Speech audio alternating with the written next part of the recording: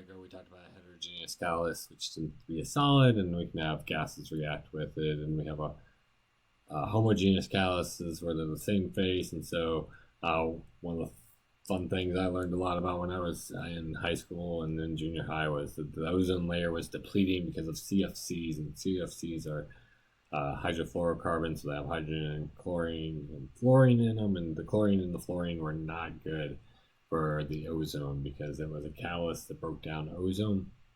And ozone, when it's in the air around us, is not good because it's highly reactive and reacts with the insides of you, which is bad. But when it's above our atmosphere, it's really important because it protects us from UV radiation. And so chlorine would act as a catalyst for the breaking down of ozone. So here we see chlorine can react with ozone and makes chlorine monoxide and oxygen gas. The oxygen atom can then react with chlorine. Something's missing in this reaction.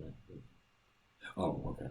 That's our oral reaction. Oxygen atoms can react with chlorine monoxide and then produce chlorine and oxygen gas. And so this will naturally occur up in the upper atmosphere, but it doesn't happen nearly as fast if there's not the catalyst. And we know that Cl shows up as a catalyst because it's at the beginning and at the end in our reaction mechanism.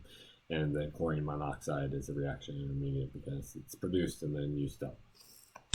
And so this is going to naturally happen, but it's going to be at a much slower rate if we don't have the chlorine or fluorine up there.